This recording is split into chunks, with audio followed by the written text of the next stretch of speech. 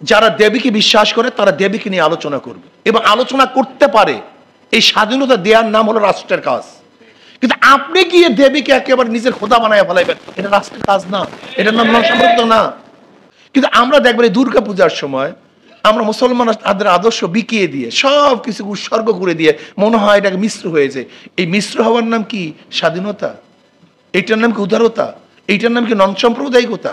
আজকে আমাদের এই সেকুলারদের মধ্যে থাকতে থাকতে আমাদের মেজাজ হয়ে গেছে যে আমরা শুধু দুনিয়া নিয়ে চিন্তা করি, কিন্তু একজন মুসলমানের শুধু দুনিয়া নিয়ে চিন্তা হতে পারে না। আমাদের মূল চিন্তা হলো আখেরাত এবং দুনিয়া, উভয়টাই। আমরা দুনিয়াতে শান্তি চাই, আখেরাতে মুক্তি চাই। কিন্তু আমাদের মুসলমানদের দেখছি, আমি যত আলোচনা হোক, আমাদের আখেরাত একটা আছে, পরবর্তী জিন্দেগি আছে, এই চিন্তা আমাদের মধ্যে নাই। আমাদের মেজাজের মধ্যে দুনিয়া এবং আখেরাত উভয়ের মেজাজ না আসবে ততক্ষণ পর্যন্ত ইসলামপন্থী থাকবো, তারা একদিন ধ্বংস হয়ে যাব। তুলে দিতে 1 মিনিট সময় লাগে না। আমাদের মূল পার্থক্য কি জানেন? ভারতের সাথে আমাদের, আগামী 28শে সেপ্টেম্বর থেকে হিন্দু সম্প্রদায় বৃহৎ ধর্মীয় উৎসব শারদীয় দুর্গা পূজার মূল পর্ব শুরু হতে যাচ্ছে। শারদীয় দুর্গা পূজা উপলক্ষে আমি বাংলাদেশ জামাতে ইসলামী ও আমার পক্ষ থেকে হিন্দু সম্প্রদায়কে আন্তরিক শুভেচ্ছা জানাচ্ছি। ডক্টর শফিকুর রহমান, আমির, বাংলাদেশ জামাতে ইসলামী। তাহলে এখানে জামাতে ইসলামের আমির ডক্টর শফিকুর রহমান তিনি শুভেচ্ছা জানালেন। এই শুভেচ্ছাটা সমস্ত আলেমরা একমত যে শুভেচ্ছা জানানো, যারা জাহান্নামী হচ্ছে, জাহান্নামে যাচ্ছে, তাদেরকে তো শুভেচ্ছা জানানো যাবে না। এটা শিরক, এটাই শিরক। এটা যে আমাদের দলের মানুষ, আমরা ইসলামী দল করি, তাই আমরা হচ্ছে এটা জায়েজ বলবো নয়, এটা কোনো শুভেচ্ছা জানানো যাবে না। শুভেচ্ছা জানানো মানে কি, সেটাও গ্রহণ করা, সেটাও সঠিক, এটা প্রমাণিত করা, এই জন্য সেটা শিরক। তাদেরকে দাওয়াত দিতে হবে, সেটা তো জাহান্নামী। কিন্তু জাহান্নামী, যারা জাহান্নামে যাচ্ছে তাদেরকে শুভেচ্ছা কেন জানাবো? কি জন্য শুভেচ্ছা জানাবো? তাদেরকে শুভেচ্ছা জানানো যাবে না। কারণ তাদেরকে ফিরিয়ে নিয়ে আসার জন্য তাদেরকে দাওয়াতি কাজ করতে হবে, মেহনত করতে হবে, যে তারা যেন ওই জাহান্নামের ওই পথ থেকে তারা ফিরে আসে। এই জন্য এখন চরমনে পীর সাহেব তেনার সম্পর্কে কি কথাগুলো বলছেন আমরা একটু জেনে আসি। আমরা সংশ্লিষ্ট মুসলমান, এইটি হলো বড় পার্থক্য। এই জন্য ওরা চিন্তা করতেছে মুসলমানদেরকে যতক্ষণ পর্যন্ত না করা যাবে, তাদের চেতনাকে নষ্ট না করা যাবে, ততদিন পর্যন্ত এই দেশকে দখল সম্ভব না। এই জন্য ওদের মূল টার্গেট হলো আমাদের চেতনাকে নষ্ট করা। যাই হোক, 71-এ ভেবেছিলাম আমরা স্বাধীন, আমরা মুক্ত, কিন্তু 75-এর পর হইতে আজ পর্যন্ত যারাই, 71-এর পর থেকে আজ পর্যন্ত যারাই শাসন করেছে, এরা আমাদের ইসলামকে নিয়ে কেউ চিন্তা করে নাই, ভাবনা করে নাই।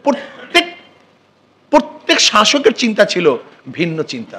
ইসলামকে স্টাবলিশ করার কোনো চিন্তা কার মধ্যে ছিল না, পড়ার মধ্যে ছিল না, আলোচনার মধ্যে ছিল না, শাসকদের কাজের মধ্যে ছিল না, আমাদের কার মধ্যে ছিল না এটা যে সংখ্যালঘু মুসলমানরা এদেশকে স্বাধীন করেছে ইসলামের জন্য, কাজে ইসলামকে স্টাবলিশ করা উচিত, ইসলামকে বাস্তবায়ন করা উচিত, এই চিন্তা আমাদের অনেকের মধ্যে ছিল। আসুন না, 24-এর আন্দোলনের পরে আমরা যেহেতু মোটামুটি স্বাধীন হয়েছে, আমরা চীনের গোলামি করতে চাই না, আমেরিকার গোলামি করতে চাই না, ভারতের গোলামি করতে চাই না, রাশিয়ার গোলামি করতে চাই না। আমরা আমাদের আদর্শ বাস্তবায়ন করতে চাই। আমি একজন মুসলমান, আমার আদর্শ কোরআন ও সুন্নাহ। যদি একজন সেকুলার, একজন নাস্তিক, একজন বামপন্থী তারা আদর্শ বুক ফুলিয়ে বলতে পারে, তা আপনি মুসলমান হিসাবে আপনার আদর্শ বুক ফুলিয়ে বলতে পারেন না কেন? আপনার বাধা কিসের? আমাকে বলুন তো, আপনার বাধা কিসের? এর কারণটা কি? আমরা সব জায়গায় মিস্ত্রি হয়ে যায়। আচ্ছা দেখেন তো, কোন হিন্দু পণ্ডিত কি ঈদের সময় এসে বলছে এটা আমাদের পূজা, আমাদের এইটা, আমাদের সেটা, এরকম বলছে কেউ? কিন্তু আমরা দেখবেন এই দুর্গা পূজার সময় আমরা মুসলমান তাদের আদর্শ বিকিয়ে দিয়ে সব কিছু উৎসর্গ করে দিয়ে মনে হয় এটাকে মিশ্র হয়েছে। এই মিশ্র হওয়ার নাম কি স্বাধীনতা? এইটার নাম কি উদারতা? এইটার নাম কি নন সাম্প্রদায়িকতা? আমি গিয়ে সেখানে পূজা করবো, রাষ্ট্রের দায়িত্ব না। এটা আপনি কেন বুঝতেছেন না? আমি ঈদ পালন করবো, এটা আমার দায়িত্ব, কিন্তু সবাইকে ঈদ পালন করতে হবে, এটার নাম উদার নন সাম্প্রদায়িকতা। এটা আপনাকে কে শিখাইছে? এগুলো ঠিক না। যারা দেবীকে বিশ্বাস করে তারা দেবীকে নিয়ে আলোচনা করবে এবং আলোচনা করতে পারে। এই স্বাধীনতা দেওয়ার নাম হলো রাষ্ট্রের কাজ। কিন্তু আপনি গিয়ে দেবীকে একেবারে নিজের খোদা বানায় ফেলাইবেন, এটা রাষ্ট্রের কাজ না, এটার নাম নন সাম্প্রদায়িকতা না। আমি বলতে চাই একটা মুসলমানদের দেশের মধ্যে সমস্ত বিধর্মীদের তাদের ধর্ম পালন করার সম্পূর্ণ স্বাধীনতা থাকবে, এর নামই স্বাধীনতা।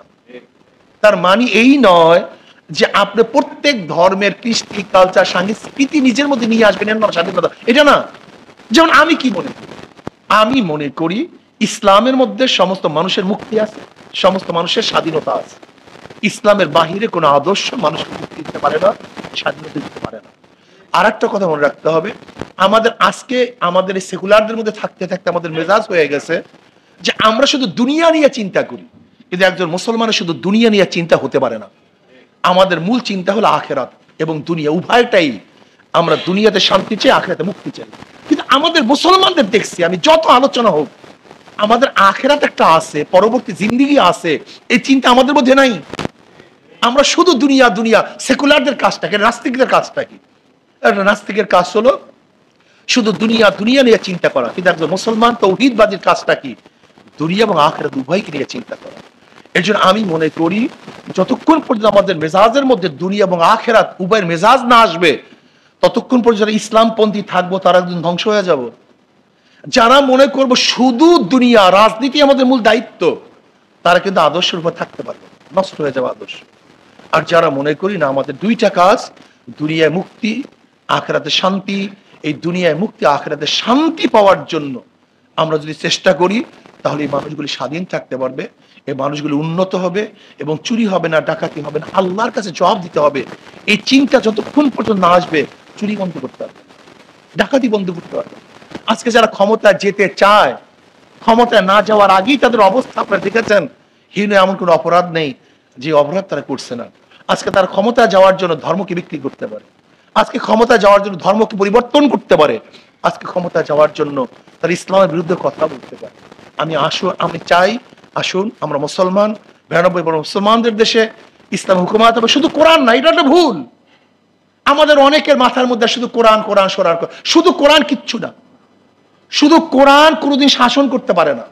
কোরআন ও সুন্নাহ শব্দ ব্যবহার করতে হবে, কোরআন ও সুন্নাহ শব্দ ব্যবহার করতে হবে। যদি শুধু কোরআন কোরআন বলেন, হাজারো জায়গায় ডিস্টার্ব হবে, যা চিন্তাও করতে পারবেন না। এর জন্য আমি প্রত্যেকটা বক্তব্যকে বলবো, যখনই বলুন কোরআন সুন্নাহ, কোরআন সুন্নাহ, কোরআন সুন্নাহর আইন, শুধু কোরআন কোরআন, এটা ঠিক না। এটা হালে কোরআনিয়াদের একটা সাবজেক্ট, এর মধ্যে মারাত্মকভাবে একটা দর্শনের ফলত আছে। কোরআন ও সুন্নাহ, কোরআন ও সুন্নাহ। কারণ কোরআন হাজারো, যেমন নামাজের কথা বলছে কোরআন, কিন্তু 5 ওয়াক্তের ব্যাখ্যা কোরআনের মধ্যে নেই। ইন্নাস সালাতা কানাত আলাল মুমিনিনা কিতাবাম মাওকুতা, ওয়াক্ত মতো নামাজ পড়া, কোন ওয়াক্ত কোন সময় শুরু হবে, এটা কোরআনের মধ্যে ব্যাখ্যা নেই। আপনি কিভাবে নামাজ পড়বেন আমাকে বলেন তো? রোজার গোটা ব্যাখ্যা, কিভাবে রোজা রাখতে হবে, কিভাবে রোজা ছাড়তে হবে, কোন সময় রোজা রাখতে হবে, কোন সময় রোজা ছাড়তে হবে, এর ব্যাখ্যা কোরআনের মধ্যে নাই। আপনি কোরআন দিয়ে কি করবেন আমাকে বলেন তো? হজের পুরা ব্যাখ্যা কোরআনের মধ্যে নেই, জাকাতের পুরা ব্যাখ্যা কোরআনের মধ্যে নেই।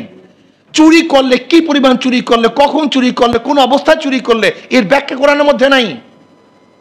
কাজে আপনাকে অবশ্যই মনে রাখতে হবে, শুধু কোরআন কোরআন, এর মধ্যে শুভঙ্করের ফাঁকি, এটা আহলি কোরআনিয়াদের একটা স্লোগান। খুব হুঁশ রাখতে হবে, কোরআন ও সুন্নাহ, কোরআন ও সুন্নাহ।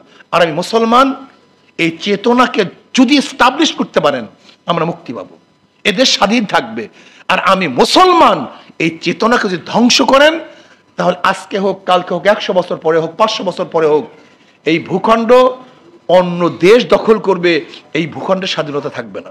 কাজে আসুন ইসলামকে ধারণ করে, ইসলামী আদর্শকে ধারণ করে যদি আমরা ইনশাআল্লাহ চলতে পারি, তাহলে 47-এ যে স্বাধীনতা পেয়েছিলাম এবং ব্রিটিশদের বিরুদ্ধে যে আন্দোলন করেছিলাম, একত্রে যে উদ্দেশ্যে আন্দোলন করেছিলাম, সাম্য, মানবিক মর্যাদা এবং সামাজিক ন্যায় বিচার, এবং আমরা 2024-এ আন্দোলন করেছিলাম বৈষম্য বিরোধী আন্দোলন, যদি কোরআন ও সুন্নাহর আইন আমরা বাস্তবায়ন করতে পারি, তাহলে ইনশাআল্লাহ যুগে যুগের যে রক্ত এবং যে জীবন আমরা দিয়েছিলাম, সেটা ইনশাআল্লাহ অবশ্যই আমরা অর্জন করতে পারবো। কাজে আল্লাহ আমাকে এবং আমাদের সবাইকে ইসলাম হুকুমাত কায়েম করার তৌফিক আল্লাহ আমাদের সবাইকে দান করেন।